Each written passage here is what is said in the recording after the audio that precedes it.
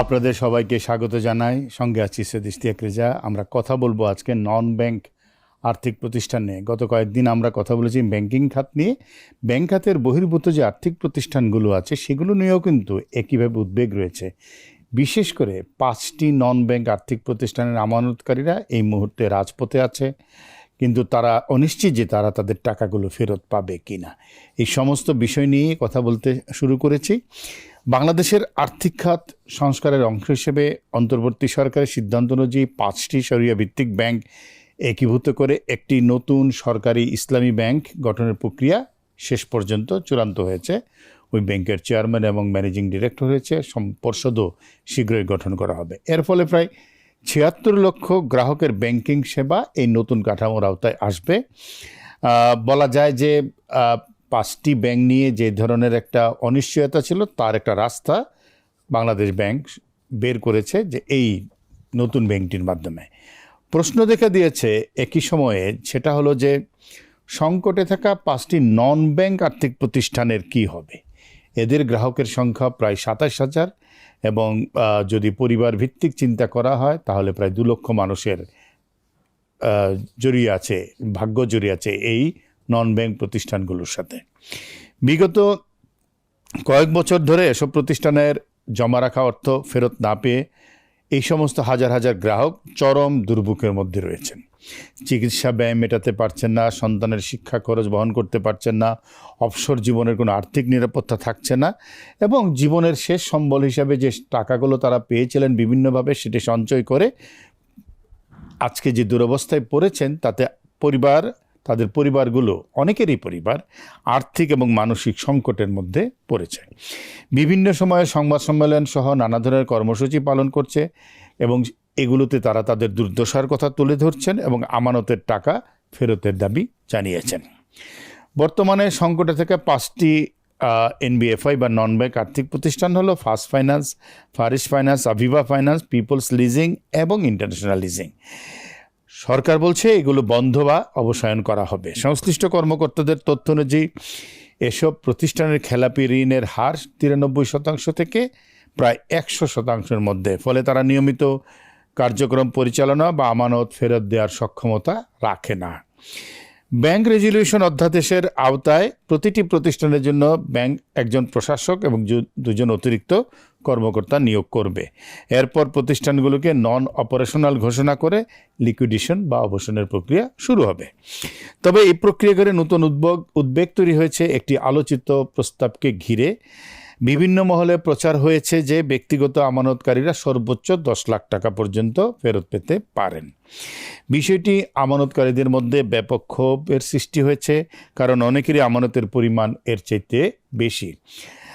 প্রশ্ন দেখা দিয়েছে যে কেউ যদি 50 লাখ টাকা রাখে তাহলে 40 লাখ টাকা কি নাই হয়ে যাবে, এই প্রশ্নগুলো উঠছে। তবে সর্বোচ্চ 10 লাখ টাকা ফেরতের বিষয়টি এখনও চূড়ান্ত নয় বলে জানিয়েছে। একটি পত্রিকায় আমরা রিপোর্ট হতে দেখেছি যে বাংলাদেশ ব্যাংকের মুখপাত্র এবং নির্বাহী পরিচালক আরিফ হোসেন খান বলছেন এটি বিভিন্ন ব্যক্তি এবং প্রতিষ্ঠানের দিক থেকে প্রস্তাবনার এসেছে, বাট চূড়ান্ত হয়নি। কেন্দ্রীয় ব্যাংক এ নিয়ে কোনো চূড়ান্ত সিদ্ধান্ত নেয়নি। ব্যক্তিগত আমানতকারীদের ক্ষতিপূরণ দিতে আনুমানিক 5,000 কোটি টাকার প্রয়োজন হতে পারে, বা কেউ কেউ বলছেন তার চেয়ে কম 2,500 কোটি টাকা হতে পারে। বাংলাদেশ ব্যাংকের গভর্নর জানিয়েছেন আগামী বাজেটে বলেছিলেন কিন্তু যে আগামী বাজেটে এই লক্ষ্যে সরকারি বরাদ্দ রাখার পরিকল্পনা রয়েছে।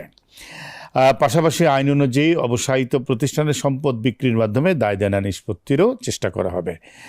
2026-27 যে প্রস্তাবিত বাজেট, সেখানে ব্যাংক এবং আর্থিক প্রতিষ্ঠানের জন্য 37,000 কোটি টাকার বরাদ্দ আছে এবং সেটাও কিন্তু আলোচনায় এসেছে। সরকার এখান থেকেই এই আমানতকারীদের অর্থ ফেরত দেওয়ার প্রক্রিয়াটা শুরু করতে পারেন। আমানতকারীদের মূল প্রশ্ন হলো, রাষ্ট্রের অনুমোদিত এবং নিয়ন্ত্রিত কোনো আর্থিক প্রতিষ্ঠানে বৈধভাবে অর্থ জমা রেখে তারা কি কোনো অপরাধ করেছেন?